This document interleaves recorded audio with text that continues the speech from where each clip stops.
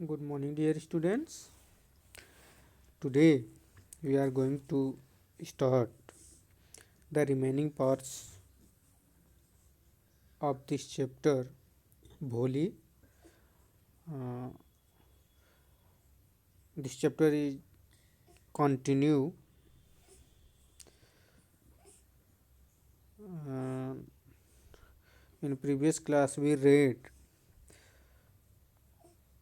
um, I think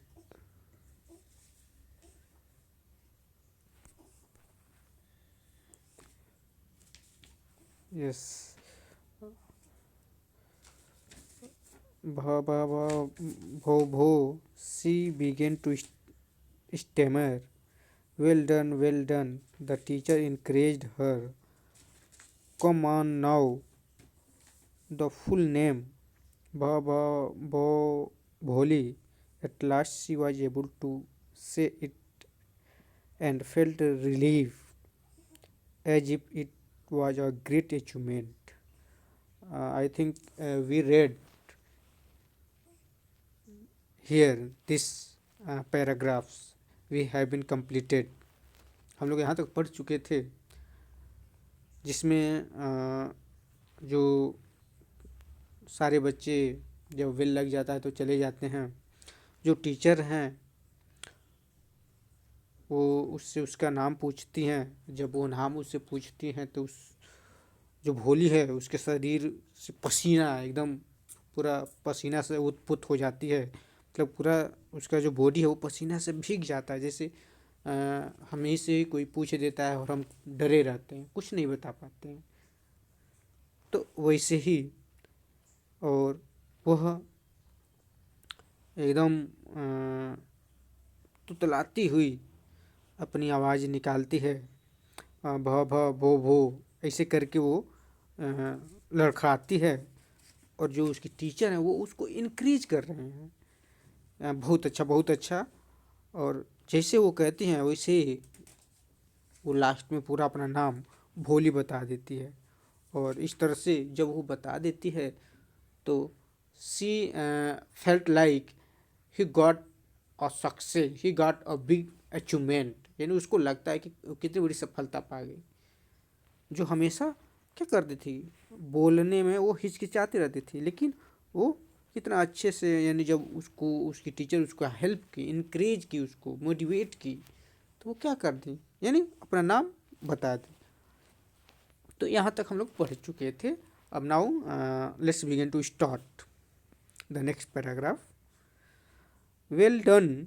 the teacher pat her affectionately and said, put the fear out of your heart and you will be able to speak like everyone else। और जो teacher हैं वो उसके पीठ पर थपथपाती हैं इतने स्नेह से, इतने प्यार से,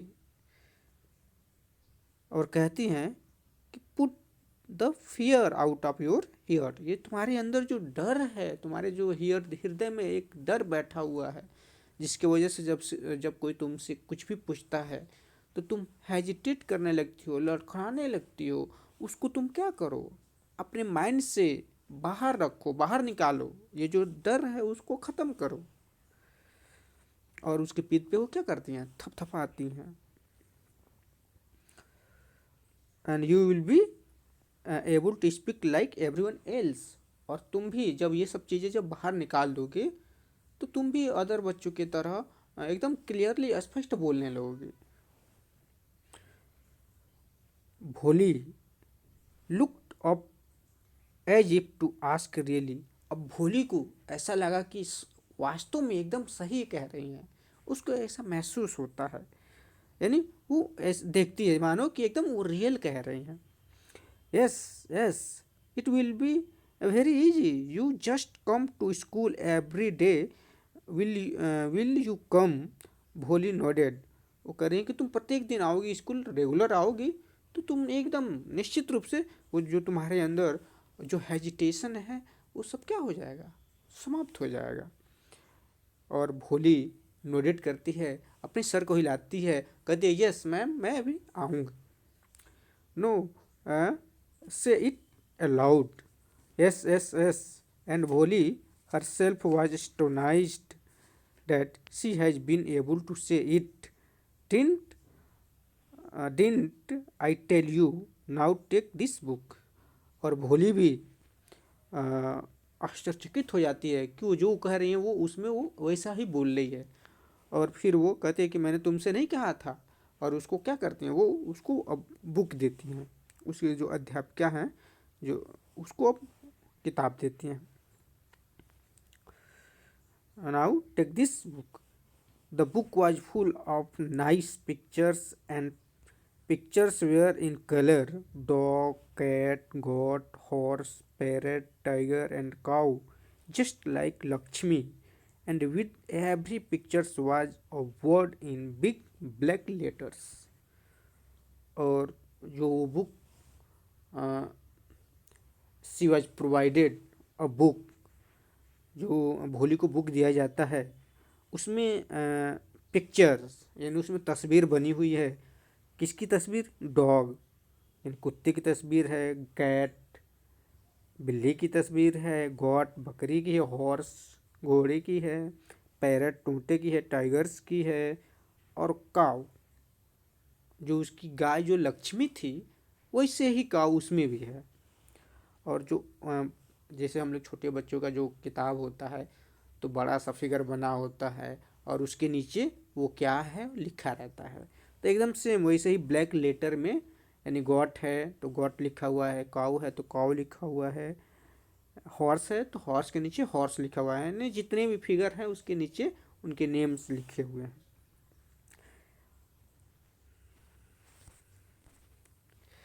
In 1 month you will be able to read this book. Then I will give you a biggest book, then a still bigger one. In time you will be more learned than anyone else in the village. Then no one will ever be able to laugh at you. People will listen to you with respect, and you will be able to speak without the slightest stammer. Understand? Now go home and come back every tomorrow morning. अब कह रहे हैं कि every in 1 month you will be able to read this book. कह रहे हैं कि 1 महीने के बाद से तुम इस बुक को क्या करने लगोगी? पढ़ने लगोगी। और फिर उसके बाद से I will give you a bigger book, और फिर इसके बाद से जब इस बुक को तुम पढ़ने लगोगी, इसको कंप्लीट कर दोगी, after that I will give a new book, उसके बाद से मैं तुमको एक और नई बुक उससे भी मोटी बुक दूंगी। और फिर करेंगे फिर उससे जब उसको कंप्लीट कर लोगे तो फिर मैं उससे भी अच्छी बुक दूंगी, यानी उससे भी बड़ा उससे भी मोटा बुक दूंगी। और इस तरह से in time you will be more learn, और इस तरह से तुम ज़्यादा पढ़ लोगी than everyone else in the village, यानी इस गांव में तुम सबसे ज़्यादा पढ़े लिखे हो जाओगी। Then no one will ever able to laugh at you, और जब तुम्हारे पास सबसे ज़्यादा डिग्री हो जाएगी, सबसे ज़्यादा नॉलेज हो जाएंगे, तो फिर तुम्हारी बात पे कोई नहीं हंसेगा। People will listen to you with respect, और लोग जब तुम्हारी बातों को सम्मान पूर्वक क्या करेंगे? सुनेंगे, तुमको रिस्पेक्ट देंगे। And you will be able to speak without the slightest stammer, और उसके बाद से तुम बिना हेजिटेशन के, बिना लड़खड़ाहट के, बिना जो तुम्हारे अंदर जो फियर है उसके आराम से किसी से भी बात कर लोगी। अंडरस्टैंड? समझ रही हो ना? और नाउ गो होम, अब तुम अब घर जाओ और समय से सुबह यानी अर्ली टुमारो मॉर्निंग, यानी कल से एकदम टाइम से सुबह में क्या करना है? आना है। Holy felt as if suddenly all the bells in the village temple were ringing. Then the tree in front of the schoolhouse has blossomed into big red flowers. Her heart was throbbing with a new hope and new life. अब इस तरह से भोली को ऐसा महसूस हो रहा था मानो कि जो गांव की टेम्पल में जो वेल्स हैं वो क्या बजने लगी हैं, और जो ट्री हैं उसके सामने का जो ट्री हैं स्कूल हाउस वो क्या है? जो ब्लॉजम यानी जो फूल हैं एकदम खिले हुए हैं, बिग रेड फ्लावर्स, यानी her heart was thumping with a new hope and new life. और उसका जो जीवन है वो जैसे लग रहा है कि उसको नया जीवन मिल गया है, नया होप मिल गया। जैसे हम लोग को भी कोई मोटिवेट करता है तो हम लोग सोचते हैं, घर जाते हैं और उस दिन क्या करते हैं, बहुत ज़्यादा पढ़ते हैं। तो वैसे उसको भी जब उसके टीचर उसको मोटिवेट कर रहे हैं, उसको समझा रहे हैं, तो उसको लग रहा है कि नया जीवन, हर तरफ फूल ही खिले हुए हैं, उसको अच्छा लग रहा है। वो नई चीज़ सोच रही है, फेल्ट कर रही है, महसूस कर रही है, आशा कर रख रही है। The village become a small town, the little primary school become a high school. There were now a cinema under a tin shed and cotton ginning mill. The mail train began to stop at their railway station. अब वो कह रहे हैं कि जो the village 10 years पास, यानी कई वर्ष बीत गए और उसके बाद से कह रहा है कि जो विलेज था अब एक स्मॉल टाउन बन गया, मतलब वो एक छोटा कस्बा बन गया। और कह रहा है कि लिटिल प्राइमरी स्कूल, जो लिटिल प्राइमरी स्कूल था अब वो जूनियर हाई स्कूल में बन गया। और फिर कह रहा है कि वहाँ पे टीना का set, there were now a cinema under a tin set. अब टीन सेट में सिनेमा भी वहाँ पे हो गया था। फिर कह रहा है कि और रुई धुनने वाली जो मशीन होती है, यहाँ पे कह रहा है कि कटन गिनिंग मिल, यानी रुई धुनने वाला, उसके लिए कटन गिनिंग मशीन, यानी रुई धुनने वाली भी मशीन थी। अब वहाँ पे जो मेल ट्रेन होती है, छोटी लाइन की जो ट्रेन होती है, वो भी वहाँ पे क्या करने लगी थी, रुकने लगी थी। One night after dinner Ramlal said to his wife, then shall I accept Bishambar's proposal? एक दिन डिनर मतलब रात का भोजन के बाद जो रामलाल हैं वो अपनी पत्नी से एक प्रपोजल रख रहे हैं। शैल आई एक्सेप्ट बिशंबर्स प्रपोजल, वो कह रहे हैं कि क्या बिशंबर का जो प्रपोजल है क्या उसको एक्सेप्ट कर लें। Yes certainly his wife said, Bholi will be lucky to get such a well to do bridegroom as bishop a house of his own, and I heard several thousand in a bank. Moreover, he is not asking for any dowry. और कह रहे हैं कि वो कह रही हैं, yes certainly his wife said, उसकी पत्नी कह रही हाँ एकदम, क्यों नहीं। भोली विल बी लकी, भोली लक्की होगी, भाग्यशाली होगी कि उसको इस तरह का लाइफ पार्टनर यानी वर उसको मिल रहा है जो बिग शॉप, जिसकी एक बड़ी सी दुकानें हैं, हाउस ऑफ हिज ओन, उसकी एक अच्छी घर भी है। और मैंने सुना है कि उसके अकाउंट में बहुत ज़्यादा पैसे भी हैं, हज़ारों की संख्या में उसके पैसे अकाउंट में हैं।